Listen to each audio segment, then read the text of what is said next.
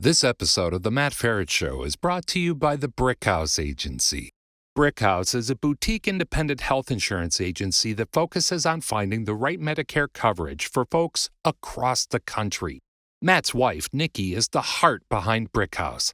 She's great at making confusing things clear and is passionate about helping people find a Medicare insurance policy that suits their individual needs. To schedule a free one-on-one appointment with Nikki or a member of her team, head on over to brickhouseagency.com or simply call 844-844-6565 and someone will help you schedule a phone call or a Zoom meeting. The consultation is free because the insurance companies pay Brickhouse, not you.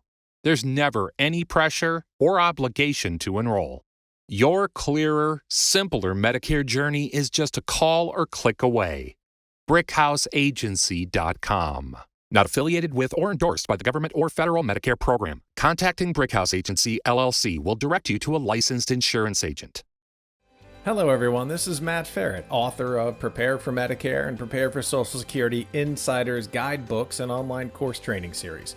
Welcome to another episode of the Matt Feret Show, where I interview insiders and experts to help light a path to successful living in midlife, retirement, and beyond.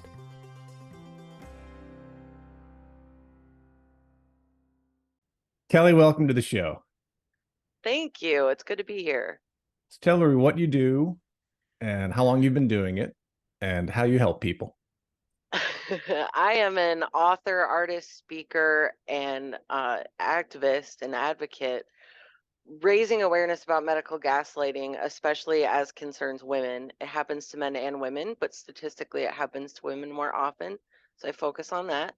And I help other people navigate the really scary world of being a spine patient, especially if you're completely unfamiliar with the medical world when you become a spine patient. It's hard to find good information, and it's hard to find information that makes sense and isn't too confusing. And then it's even harder to find information about how to live with certain diagnoses and chronic pain. So that's what I do. I blog and I write as a medical journalist freelance, and I do public speaking engagements. I was the keynote speaker at Disability Awareness Day this year in Grand Rapids, Michigan. And my mission is to spread more love and joy to disabled persons everywhere, especially those of us with invisible disabilities, through the written word and lovingly handcrafted items. And I focus specifically on handcrafted items because hand stitching is so therapeutic for things like chronic pain and mental health. And I have incorporated hand stitching into my survival for the last 7 years through 4 neurosurgeries, 2 abdominal surgeries, a hysterectomy. Now I have adjacent segment disease. I mean, treatment is still ongoing. And hand stitching and hand sewing and embroidery are how I have survived and coped so well with everything that I have. And I want to help more people, especially my age and younger, gain exposure to that, because I think a lot of people my age and younger have not been exposed at all to folk art or traditional hand stitching. And so a lot of people aren't aware of how easy it can be or how accessible it is or what a great hobby it can be for someone who has weightlifting restrictions and things like that. So that's a little bit of what I do and why. And I hope to help everyone living with chronic pain and invisible disabilities feel less alone and less alienated. But again, my advocacy work does focus a lot on women because of medical gaslighting. Tell everybody how this all started. When did this all start? How did this even begin? Because I lost my mobility without any warning. In June of 2017, I went from being a person who worked full-time in nonprofit and having some aches and pains and being a regular user of ibuprofen. I In a span of a couple months, I went from that thinking I was like normal aches and pains to not being able to walk in a matter of a couple months. And I lost all range of motion in my legs. because of my low back. And what turned out to have happened was that I had a ruptured disc in my thoracic spine. And for those, I don't want to No, be, do it. I don't know where this thoracic I was spine is. gonna, okay, so I was like, I don't want to be like, I don't want to seem condescending or like people don't know, but your thoracic spine is the part of your spine that holds in all of your organs. It's the only part of your spine that doesn't move. So your ribs, everything, caring for your heart, all of that, it's all packed into your thoracic spine. And for me, it's very rare to have a spinal disc rupture in the thoracic spine, but I am that unicorn. And so I had a disc rupture right under my bottom rib, but because of the medical gaslighting and doctors not believing my symptoms, I spent 2.5 years with this rupture growing into a mass, and it crushed and deformed my spinal cord. So I was losing use of Oh my my arms gosh. and legs. Yeah. Yeah, imagine I was 34 at the time, I think, when this all started. My birthday's tomorrow. Happy, Um, happy birthday. thank you. So, yeah, I was 34, 35 when this all started, and not being able to use your arms and legs, not recognizing your own handwriting. All of these things were happening to me, but it took 2.5 years to get to the right doctors who believed me. So it took 2.5 years to get to doctors who believed me and looked for what was causing the symptoms that I'd been describing. And I'll never forget, it was June of 2019. I was in a neurologist's office and he gave me the field sobriety test like they give to drunk drivers or Yeah. suspected drunk drivers, and I couldn't pass it. I was stone cold sober, but I couldn't pass it because my neurological signals were so screwed up that if I like closed my eyes and tried to touch my nose, I was touching my eyeball, like all kinds of things. When I was trying to walk, if I tried to walk with one foot in front of the other, I mean, my neurological system was just crashed. So I would just start to fall over and lose my balance. And I had a 7.5 hour surgery that is they they fused from, so you have 12 vertebrae in your thoracic spine, and then below that, your low back is your lumbar spine. So my fusion goes from the 10th vertebrae in my thoracic spine down to the second vertebrae of my lumbar spine, which is not ideal. Doctors don't like to operate on that section of your spine unless it's like removing a cancerous tumor, or in my case, something that's like really an emergency. I'm losing use of my limbs. It's not it's not an area of the body they want to have to operate on because again, it's holding, you're protecting all of your organs, and that's the one part of your spine that's not supposed to move. So it can be really dangerous and complicated to operate on it. Thankfully, I had an amazing surgeon, and I think I was given like 25% odds or something like that. They said um 25% odds to what? Live that or get no, it that I repaired? would find relief Ah, after surgery, and that I would be able to like regain use of everything. And I did. I I was determined as hell, and I got, so I had the big thoracic fusion in October of 2019, and in March of 2019 I was pushing a 100+ pound sled across my physical therapist's office oh wow. because I don't like to give up easily. I'm pretty stubborn about things. So that would you say March 2020 was when you were doing that? Yep, Yep. March 2020. And then I still had two more surgeries to go. So from December of 2018 to October of 2020, I had 4 neurosurgeries and 2 abdominal surgeries, including a hysterectomy. And then promptly had a mental breakdown, Oh my gosh. which I'm sure isn't super surprising. And that's what I try to explain to people. The human body is an amazing machine, right? It's a lot of trauma to put the body under, to go under anesthesia even. I didn't understand this until someone explained it to me, but they said, okay, so if you're being put under general anesthesia, that's like a minor brain injury, and it takes about 6 months for that to heal. Okay.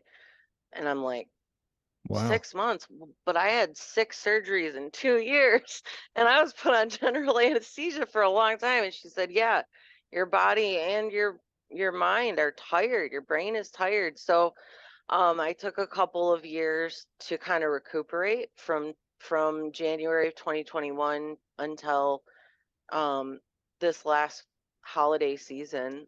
I was kind of just in hunker down, like self-protection, recovery and recuperation mode. And because the other facet of this, because I'm young, and this all started when I was young, and chronic pain is so subjective, and everyone experiences it differently. I was labeled a lot, I think, as a drug seeker, especially because of my visible tattoos. So it was easy for people to form judgments about what type of person I might be or what my motives might be. And a lot of times I think people thought drug seeking. I was young, I'm 6 feet tall, I'm covered in tattoos. It's not the first time I've dealt with it. It's just the first time it was like life or death or paralyzing yourself or not situation. Is that what you So mean? Is that what you mean by the phrase medical gaslighting? yeah, so medical gaslighting is a term that I started writing about in 2018 when I started reading all these clinical studies. I wanted to know what I knew I couldn't be the only person experiencing doctors telling me like your symptoms aren't real, but I didn't think that would be such a massive problem. But I'm a political scientist. That's what I went to school for, and I have a master's in public administration, and I've done a lot of data collection and analysis. And so my social scientist brain was like, okay, who else is this happening to? Why is it happening, and how can we stop it? And medical gaslighting, if you think about gaslighting in relationships, like a romantic relationship, someone might be saying or doing mean things, and then when you call them on it, they're like, what are you talking about? I didn't say that, or that's not how I meant it. And they're kind of trying to make you feel crazy, or like you're the one who's misperceiving everything. With medical gaslighting, it's more succinct than that. It's literally about a patient is experiencing symptoms, they're telling those symptoms and their experience to their physicians or other medical professionals. And then those medical professionals are saying, that's not possible. You can't be feeling these things because I don't see it on your scans. I don't see it in the MRIs. I don't see it in the x rays. I don't see it in the CTs. Western medicine is very objective. All of our tests and labs and all the things we depend on to kind of make sense of what's going on with patients, it's very, very objective. And you're looking, they do blood labs and all these different things that are kind of standard operating procedure. But the problem, again, like I said, is chronic pain is subjective, and spinal nerve pain, whatever parts of your spine are affected, these are all different. And so I like to say that doctors know the human body, but we know our body. So we have to be good at being advocates for ourselves and saying to the doctors, I understand that it might not make sense to you. I understand that you might not be seeing anything on my scans, but I am living these very real symptoms. And I need to address these very real symptoms so that I can have better quality of life. For So, me, yeah, I was going to oh, say, go so ahead. I was going to say, so you said earlier, you spent 2.5 years in pain. And Mm-hmm. then was that, I mean, you said it's because you got tattoos and they thought you were, seeking out oxygen Well, and whatever, or yeah. was that like 2.5 years of pain and frustration and like, Oh, yeah. no, I'm not Oh, drug seeking. I mean, like you have to defend yourself. oh, yeah. Oh, Constantly. I would have to call people out and say, "Hey, I know I look to you like I probably do drugs, but I don't do drugs." And I would call it. I would just call it flat on its face. Because if you don't confront it, you don't say anything, then that stereotype and that like unspoken uh skepticism or whatever is still in the room, and it's going to build a wall between you and the medical professional. It did for me several times. The other thing that I faced was, so I would get the like assumptions about drug seeking and the nurses with fun little comments. Where else are you going to get your drugs? Oh Like stuff man. like that. Yeah. Um, so I called it on its face a lot. And I would say, I know I probably look to you like I do drugs, but I don't do drugs. This is what I'm experiencing, and this is how it's impacting my quality of life. My pain was so bad that a lot of times I couldn't make it through an appointment without crying because the waiting room was so painful to be in. I mean, I had parts of my spine being crushed, parts of my spine were twisted and turned in ways that wasn't supposed to be. There was so much happening. So imagine sitting. Why do doctors' offices have like the worst furniture? Like you're seeing sick, hurt people. Yeah. Like what is... And so by the time I would go through sitting in the waiting room in the uncomfortable furniture and like waiting to get in to see the specialist, I would be in tears, and I would tell them my pain was already at an 8 or a 10 because it was. I mean, I don't know how I don't know how I managed to function through some of that pain because it was otherworldly. And then my left leg would randomly fall out from under me at times, and I would and just stop working. And um my left side was a lot harder to control than my right side throughout the whole thing. It still kind of is. And I'd have to focus really hard. So people are always like, "What did you do to survive all that? And how did you?" Well, I got really determined for one, and angry. At the same time, I was fighting all of these doctors for answers, losing my mobility. I can't work all of a sudden. I mean, I'm like, my whole life is flipped on its axis like that. And I would say to doctors, do you think that I went to school, that I put myself through college and grad school and went through all the trouble of getting a master's degree because I don't feel like working? Because that was the other assumption, was that you're lazy and you just don't want to work. That was the attitude that there's no reason you can't work. I would have doctors say, "Well, I'm not going to sign a work release for you. There's no reason you can't work. The MRI says you're fine." Meanwhile, I've got tears pouring down my face and I'm in so much pain. I'm telling them the pain is making me suicidal, and they're still not believing me. And so I got really determined and really pissed off, and I just thought, they're not going to take me out. Like I'm from Flint, Michigan. I've survived being raised in one of the most horrible, high crime, high murder places in the country. I am from Flint, Michigan. I am the daughter of Vikings. Like I will do this, and I'm not going to let them kill me, and I'm not going to let them paralyze me.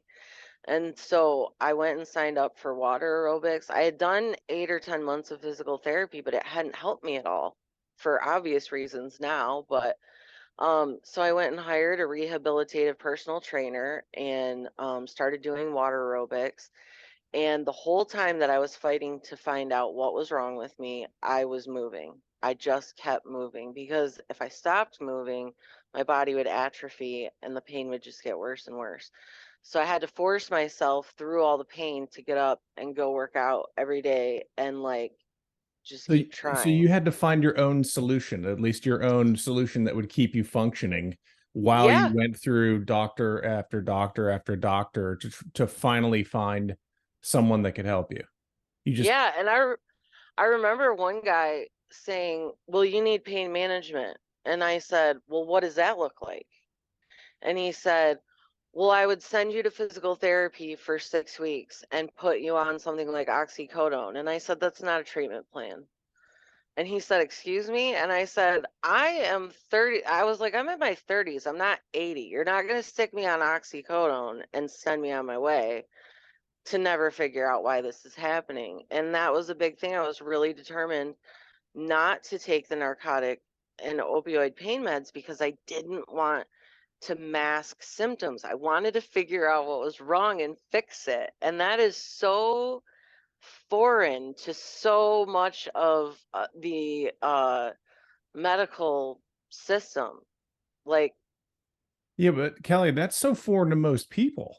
I mean, if my doctors are telling me there's nothing wrong with you, even though I'm thinking it, and mm-hmm. they're like, "Well, here's a treatment plan." I mean, I'm with you. I don't want to get on oxycodone or anything like that. I Yeah, mean, that's the last thing I need in my life is a yeah. some sort of prescription pill addiction. But but you advocated for yourself. Is that because you got angry, or did you educate yourself, or you were? I mean, most people will just follow doctor's orders. I mean, that's a phrase for a reason, right? I Follow doctor's orders. know. I've talked about that with people because I realized that for me, I grew up very blue collar, and the people of authority were police officers, lawyers, doctors, teachers, and then for a lot of people, there's like a religious element. We were heathens. We didn't go to church when I was growing up. So, uh, for us it was those main things, and you didn't question that authority, right? You're taught these people are authority figures for a reason, and they're respected authority figures, and you don't question them. And so at first I didn't question them because I was like, okay, maybe I am crazy. I mean, you start gaslighting yourself, maybe I can just get up and go to work. And then you try and walk and fall over, and you're like, okay, they're wrong. I'm still right, but it was like, it's a huge mind game. And I really don't have a way to tell anybody why I did it, except I got mad. And then I thought, if I am having this much trouble getting care and services, and like in Tennessee they don't participate in Medicaid or anything, so when I became unable to work, I was dead in the water in Tennessee. They don't participate in Medicaid, so I still had to try and figure out ways to pay for insurance even though I couldn't work and I was disabled. um there's not there's just not a lot of the social benefits that exist in other places. Like I'm from Michigan. I live back in Michigan now. Medicaid is here. They have SNAP benefits for people even if you don't have children. It's very different in Tennessee. If you don't have kids, I always say, if you're disabled and you don't have kids, Tennessee is where you go to die, because they don't have services. And I think I was born an activist, and a person who can't shut up when she sees something wrong. Like, they say you're supposed to see, if you see something, do something. I'm the one who can't help it. I can't stop myself because I get mad not only for myself, but for all the other people experiencing it. And those other people don't have the benefit that I do of my educational background and studying the political and legal and medical systems here in America. They don't know, they've never had to advocate maybe for themselves or someone else, but I worked in nonprofit and I advocated for people every day of my life. So I knew how to access resources like financial assistance through hospitals. I mean, if I hadn't been able to access all the resources I did and like figure all my if I wasn't who I am and couldn't figure all that out, I would have been screwed. And I don't think I would have made it through it. The pain was so bad that I was suicidal every day for over a year. I mean, like every day of my life. And I remember like clearly sobbing on the phone with my mom and my best friend and just being like, I don't want to die, but I don't want to live the rest of my life like this, and nobody can tell me why this is happening to me. And I think exercising and getting that personal trainer, doing those things, helped me to feel empowered enough that I could keep going and fighting against more people. I mean, it's not easy. I don't tell my story or share information with people in any way to imply that it's easy or that it should be like this. Like even my current specialist who's helping me because I have collapsed discs in my low back now below the fusion. Um Recently I was supposed, this is just a little like nugget of what it's like to live this life and like live with chronic pain and disabilities that no one can see. Um so I had a spinal fusion. It went great, got used to my arms and legs back. I've been doing really good. That's awesome.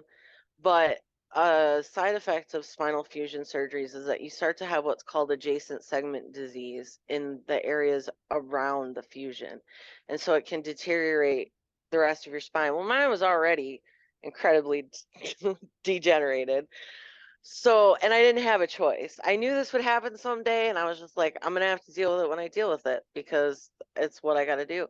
And so, what happens is the levels below my fusion are starting to collapse and degenerate, and so that means that nerves are being pinched, and it's been Like it's very, very happening all over painful. again. Yeah, it's very and that's hard because there's medical trauma too. People don't talk about medical trauma or medicalized trauma. I was supposed to have a procedure on July 19th that was it's a radio frequency nerve ablation. So they're gonna I have go no idea in. what that means.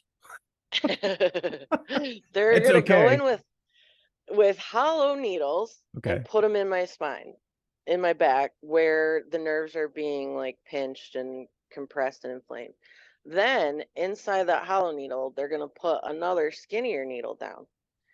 And on the end of that skinnier needle that's going in there is like a little apparatus to burn your nerves off. So, but they're using radio frequency to do it. So it's crazy That's crazy. science magic. Yeah. Yeah. So I was supposed to get that done to give, and in order to get this done, you have to get a test done twice to make sure it'll work. So you have to go in, and for 2 times before you can get this done, you go in and they put a temporary nerve block in your spine. And then for 8 hours, you have to journal how good you feel and like what the results are. And then after 8 hours, it wears off and you're right back to the pain that you were in before. It's so torturous, so much fun. And, and so I go through the 2 tests and then I get there. I kid you not, the morning of my procedure, Medicare declines the procedure and they send information to, so basically there are these new regulations that went into effect on July 1st only for disabled adults living with low back pain specifically. There are new rules where we need new prior authorization for different procedures, but also they said, well, there's new paperwork that the patient needs to fill out. The paperwork was a 10-page survey, quality of life survey. That's what they canceled my procedure for. So I get the survey filled out, the doctor refills out paperwork, and now I'm supposed to get the procedure on August 11th. Well, I get a letter the other day saying Medicare gave me a provisional, it was a provisional authorization, and it basically says, we're not giving you full authorization, but we're giving you provisional authorization, which means that if you get this procedure done, it should be covered by Medicare. We believe that we'll cover it, but go ahead and have the procedure and find out. I'm gonna guess this is probably not a $14 procedure. Oh no, no, no, no. Uh, if Medicare doesn't, like, if Medicare screws me this time, my only choice is to, it's like a $5,000 procedure, $5,500. However, again, this is where my experience comes in and other people, this is why I try and help other people and like educate people on this. I called the billing office right away and talked to them and was like, okay, I'm on disability. So my whole income every month is $1,252. And y'all want $5,000 for this injection. And I can't hardly walk right now. So, like, can we figure this out, please? And she immediately sent me paperwork for the patient financial assistance application and put it on my chart so that people would see that it was there. And I sent in all my authorization paperwork. You send in things like bank statements and proof of income and things like that. And when you need financial assistance, the hospitals have whole foundations attached to them that will pay medical bills for people who need it. But if you don't know the system and you don't know to seek out those funds and apply for them, then you end up in like so many Americans with these huge amounts of medical debt that you can never crawl out from under. And so I guess what drives me is just like, how can I keep all that to myself when other people are suffering? Like, You it know, doesn't feel like an option to me. I was gonna That say, so doesn't, you've had this multiple year, just it's almost like a case study of your phrase, which I like, medical gaslighting, and then mhm. running through the US healthcare system in terms of who pays for it, right? Medicare, Yeah. insurance company, disability, and 2.5 years worth of non-fixed care due to a bunch of different things. So where do people start when they start running into these things? Like, how do you, what's your advice? I mean, obviously you don't want you're trying to help people not have this, what, 6, 7, 8 year time frame of Yeah. start to finish and somehow to condense it. So other than, getting on the internet and typing in a search phrase and being completely overwhelmed and Yeah. scared. I mean, you Yeah. type in, my toe hurts, and all of a sudden, the second thing Oh, you're I going to see know. is You're dying. you're dying. Where do people start? So how do you like, what do you tell people to do? When, it's what doctor says is what I should do. When you're I running into these obstacles, at least at the very onset, what do you tell people to do? um I tell people that they have to um they they have they have to learn to speak up and stand firm in their truth. If you know that your truth is that you're experiencing pain or numbness in your extremities or any kind of anything, if you're experiencing anything, if that is your experience, stand firm in your truth. Don't allow anyone to tell you that because they can't see it, it's not there. Calling medical professionals out, I think, helps on stereotypes and or just saying, I get that I have a complicated case. Doctors, I think a lot of doctors don't like to not know the answers. And that's what we have to remember is that we're not just dealing with human beings, we're dealing with egos. We all have them, right?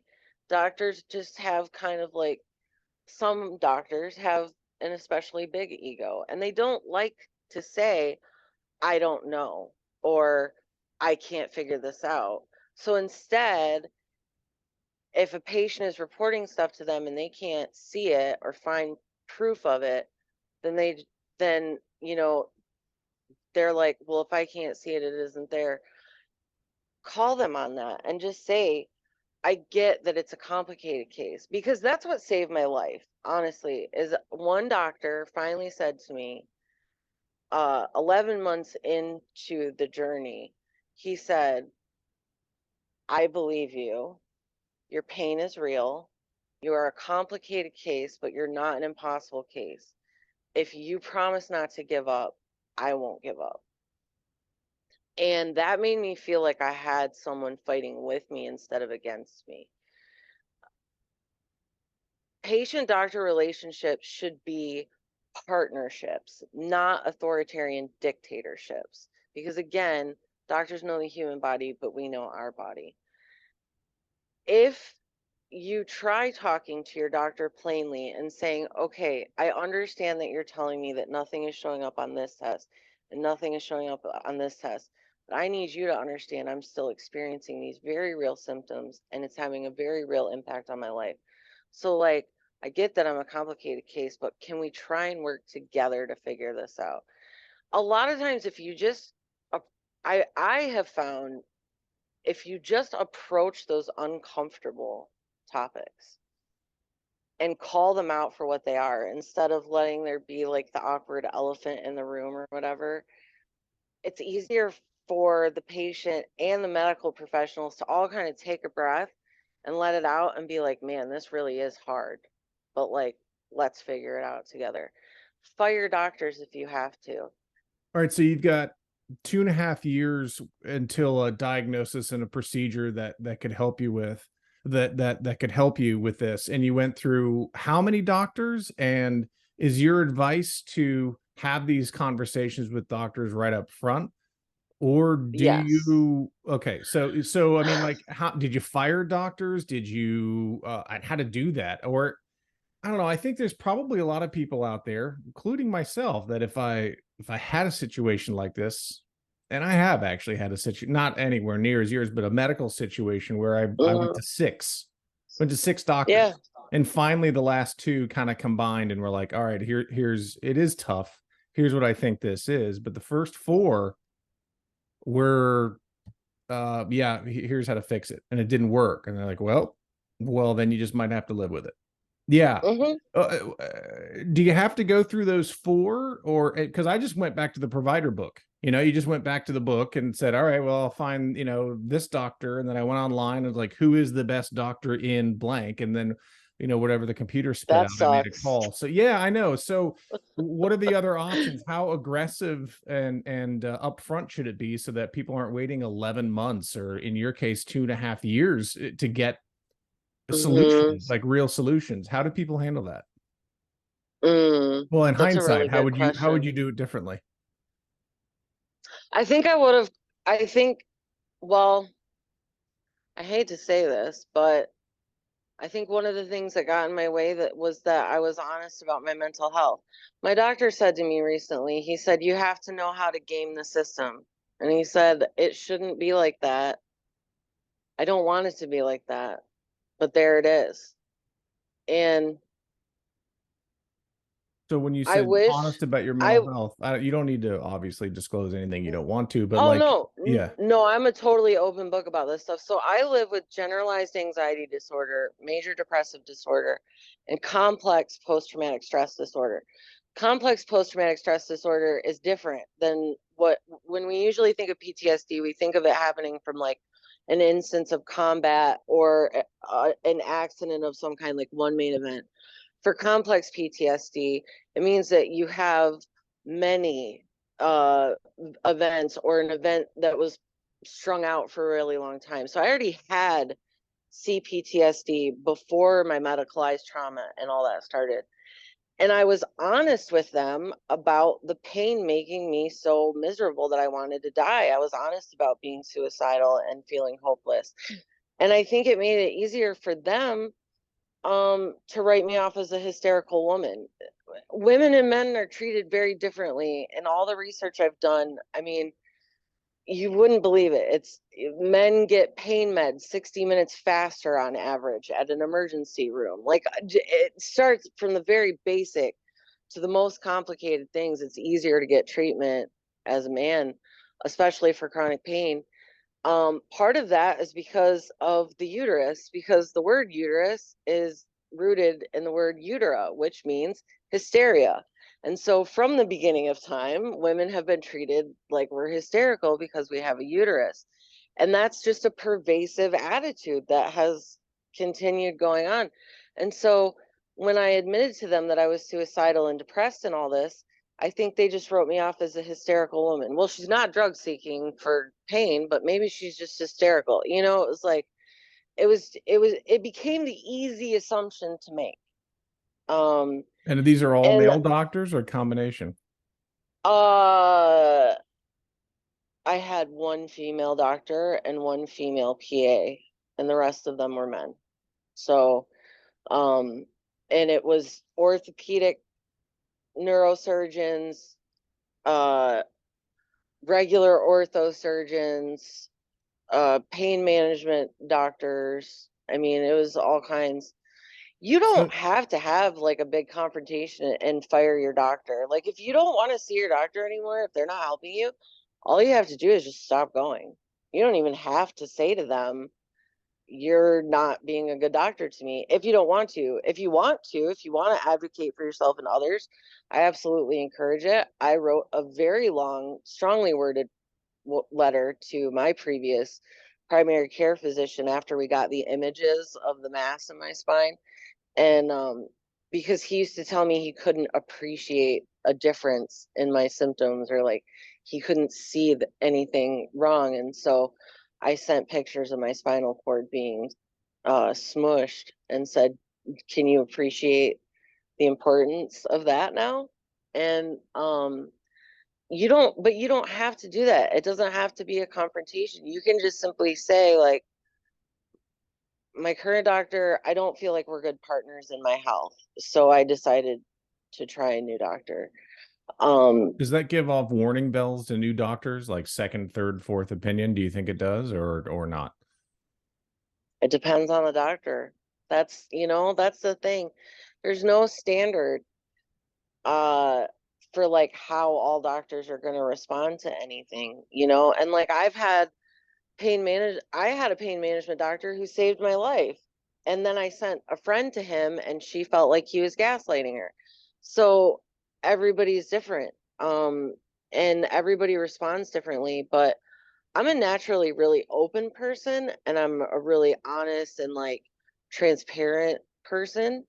And my therapist says there's no such thing, but I might over communicate. I'm just like, I'm that person that's like, I'm going to put every bit of information out there that might help, rather than giving bits and pieces at once. I'm going to give you every bit of information that might help, and then let you decide what you do with that information. But you said that scared some, or that may have scared some folks off. Oh yeah. And that's the thing. That's why I say there's no standard. Like, but I do believe that most doctors have good intentions and they really want to help patients.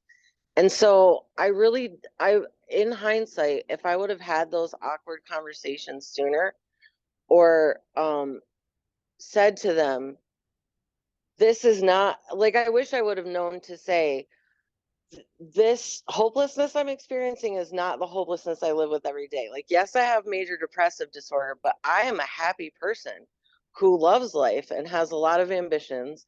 I wish I would have known to say that, to say to them, like, please don't box me in because of my mental health diagnoses. Like, see the whole picture, Context. see the whole patient. Yeah, Don't context, it just, sounds like. yeah, yeah. Don't just look at my tattoos. Don't just look at my age. Don't just look at my mental health diagnoses. Look at the whole picture. And again, would someone put themselves through college and grad school just so that they could then scam the system and get free money? It's not that much money. $1,252 a month is not that much money. If somebody's out there thinking, I'm going to get me some social security disability, like, this is not your gravy train. No, Like, that's not a way to live, especially especially at your age as well. So we haven't talked about this yet, but I want to get to it. Caregiving, and the caregiver mhm, component. Now, when normally people think of the word caregiving, they think about taking care of mom or dad or grandma or grandpa. But that's mhm. probably not the case with you. You've got a partner. And I do. being a caregiver, I assume he's around your age. So He is. she We're is. 6 months apart. No, he is. Oh, I He thought you is. said she. Yeah. No, Well, I no, said the no. word partner just to cover it all, but all right, so Yeah. he is, so he's your age. What was that like, and what would be your advice for caregivers in their 30s and early 40s that are in no way A, anticipating this, and B, prepared for it? Oh, wow. Um, yeah. That's a really good question. First of all, I think for any caregiver listening, please know that secondary trauma is real. And when someone you love is experiencing really horrific pain or other medical issues, and you're watching that person that you love go through that, that is traumatic for the person. I mean, it's traumatic when you're going through it, but it's traumatic to watch the person you love go through it. And secondary trauma is a thing. There are a lot of support groups for caregivers. I think it's really important to have at least a person that you can talk to about what's going on besides the patient, because we patients are already processing a myriad of very complicated emotions. Because, like, for me, I've gone through feeling like a burden. That's the biggest thing. Feeling like a burden. A lot of us do. Um, Feeling like a drain on the family. Grieving or mourning the loss of your former self. I mean, that's been a long process. Having to grieve the pieces of myself that I've had to put down permanently. Jeff is really helpful with that. A good partner, I think, is going to be helpful with keeping a positive attitude. Um, I have to say all the time, it's a bad time in life, not a bad lifetime. Like, I have to remind myself of that a lot. And I have to remind Jeff of that. Because it's hard for him when he sees me crying in pain, it's hard for him not to feel an immense amount of pain and worry for me. So I definitely recommend a support group for caregivers. If you're looking for one, you might start with your community mental health organization or like adult protective services or something like that. There are a lot of support groups. Facebook can be good and bad for support groups. Some support groups on Facebook are like, oh, this is the most positive place I've ever been. And some of them are like, I might not make it through tomorrow if I continue reading these posts. I mean, it's just some people can maintain a positive attitude and some people, or a positive mindset, and some people can't. Um for Jeff, I always tell him, like, talk to somebody that's not me, because if I try and take on your emotions about my pain at the same time as I'm dealing with my emotions and things about my pain, that's too much. I can't process for anybody else. Um, Jeff is a very loving, very, very loving partner.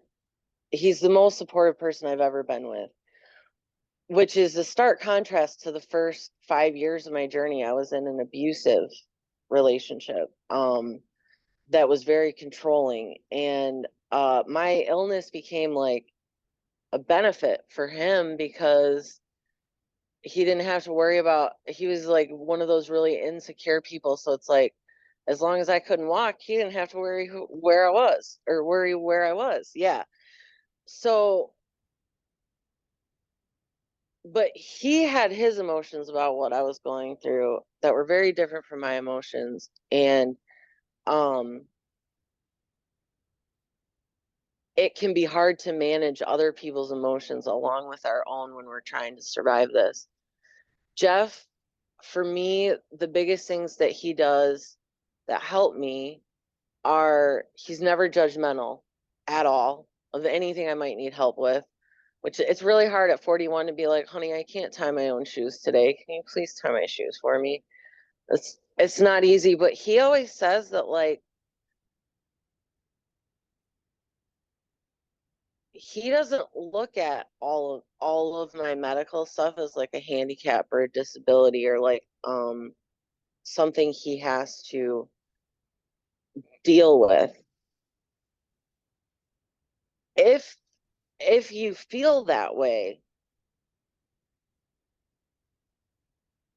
you might not be cut out for a partnership with somebody who needs caretaking. I mean, I'm just being honest. Yeah. It's bleak, but it's not just, it doesn't just take a special person to make it through what I've made it through. It takes special people to support me through what I've been through. And I've done the hard work of it and surviving it and talking about it and raising awareness. but they've done the hard work of losing time with me. For 4 years, I basically lived on a couch. If I wasn't at rehab, if I wasn't in the pool or with my trainer, I lived on the couch, and I couldn't walk very much or sit up very much on any particular day. Um, that's not an easy, that is not an easy thing to live through for anyone witnessing it or going through it. And it felt like it was forever. I mean, it felt like it took forever to get my life back. But if you feel resentful, if you're thinking things like, I can't believe I have to do this. I thought I'd have, we were supposed to have two incomes, and, you know, um, it was supposed to be like this. It's not like that anymore. So you either have to decide that you're going to show up and be the partner that your person needs you to be to survive, or you have to decide that you can't do that and walk away. That's dark. So Yeah. it is dark. And I don't mean to like be a bummer, but it's only going to harm the patient more if they're dealing with someone that they can tell is resentful of them and resents having to take care of them, or like, for me, I wasn't married. I've never been married. So no one was obligated by any vows or anything to me. Um, and with one partner, it went really, really badly. With Jeff, I mean, I'll tell you all a little secret. We've known each other since we were like 13. We became reunited after 20 something years. So it's a little different with Jeff and I. It's we have a special bond. I've got to But imagine though, even for knowing you that long though, there's got to be an adjustment period, and those words like oh resentment yeah. and mourning of what his future vision was is probably a normal, Yeah, at least at some point, a normal reaction, right? You've got this vision of being together, and absolutely. like you said, dual income, and Absolutely. a dog and We're gonna go on 2.5 TVs, vacations. We're gonna right? have kids. We're gonna have a TV. Yeah, we're gonna have a house with the white picket fence and 2.5 kids and the American dream. And yeah, there's a lot of grief and chronic illness and in any kind of chronic invisible disability and things. There's a lot of grief. And you're right, for a caregiver, and I had never thought about it from that perspective, but for a caregiver, you're grieving all of the dreams that you had for things you would do together that maybe you can't do together. Mourn, mourn the things you're losing, because that's real. That is really real. For me, I was giving up so much of my identity by not working, because I had always been this like social justice and like nonprofit warrior, even when I was a kid. Um, and a lot of my identity was wrapped up in what I thought I was able to contribute to the world. And so for a minute, I was like, well, I can't do anything now. And then I was like, Kelly, you literally live in the future with the internet and like social media. Like, this is not a lost, you're not a lost cause. You can still make stuff happen. But yeah, you have to grieve the things that you thought you'd be able to do, or the things that you were able to do that you're not able to do anymore. But get creative and find the ways to make the world work for you. Instead of you always trying to make your body work for the world, try to find ways to make the world work for your body, because it will improve your quality of life. That's great Don't advice. fight. Don't fight needing things. If you hear nothing else I say today, please hear me when I say you have suffered enough. Life is hard enough without chronic illness or disabilities, and you have suffered enough. Don't let pride or ego or any of that make you suffer more. If you need a mobility device, get a mobility device. I couldn't bring myself to buy a cane in case I needed it, so a really good friend bought me a cane, and it's really pretty and it makes it less cumbersome to carry. I have a 42-inch grabber claw because I'm 6 feet tall and I can't bend. So instead of hurting myself all day, every day, and pulling the muscles in my back, if I need to bend over and pick something up and I'm stiff, I use my grabber claw. If I want to open the curtains, I use my grabber claw. Find ways to make the world work for your body instead of making your body work for the world, and it will save you pain and suffering in the end. Love yourself. All of us are human and all of us are fallible and all of us are capable of our bodies breaking down. You're not a burden, you're a human. Remember that. You're not a burden, you're a human. Kelly, And this hang is, in there. yeah, sorry, I stepped on that last one. Hang in there, what you said. No, it's Tell me, okay. I know you've got your websites, and I'll put all this up on the page. Yeah. But what questions or topics, what questions did I not ask that I should have around this whole thing? I don't. Oh, we didn't talk about Social Security disability. And I would just like to say, if you're a person who finds yourself, a lot of people, disabled has become a bad word. And a lot of people don't want to say, well, this is disabling me or this is impacting my ability to work. But there are so much legal protections for people who work full time, especially in big corporations. If you've had more than a year, if you have chronic illness, you can apply for things like intermittent FMLA so that you have legally protected time off from work to go to your doctor's offices, get the care that you need, and still stay in the workforce if you can. I think it's important for people to know that. I also think it's important to know that the Social Security disability system is not, if you're under the age of 60, it is not built to be like, oh, I'm disabled, so I'm going to apply for this and then I get it. That's not the system. I fought, I had to sue the federal government. I fought for 5.5 years. I didn't finally win my disability case until last June. Oh my gosh. So the other element of all of this is the legal element. And I definitely recommend, most people don't know, attorneys can only charge you for disability cases if they win and the money comes out of your disability and there's a cap on how much they can take. I think it's $6,000 is the federal cap. So a lot of people avoid hiring a lawyer when they first start their disability case because they don't want the lawyer to like take all their money. That's not a thing with disability. Get a lawyer, have them help you navigate the system and apply for disability benefits if you need them. Because I tried it on my own for a long time and then I had a lawyer that got into a fight with the judge and it was a whole thing. But just because you've worked your whole life and paid into the Social Security disability system does not mean it's going to be easy for you to get those benefits. So please, please, first of all, don't give up. It can take 2 and 3 times. And second of all, have a lawyer or some kind of like legal advocate help you with that battle, because I think a lot of my trauma was only exacerbated because I dealt with so much of the legal stuff myself. And that's really hard. So sorry, that was a long-winded answer. No, I'm glad you said it and we didn't bring about it, which is why I asked that question. Kelly, this has been Yeah. really illuminating and I hope helpful to a lot of people. Thank you very much. Thank you. Thanks for having me.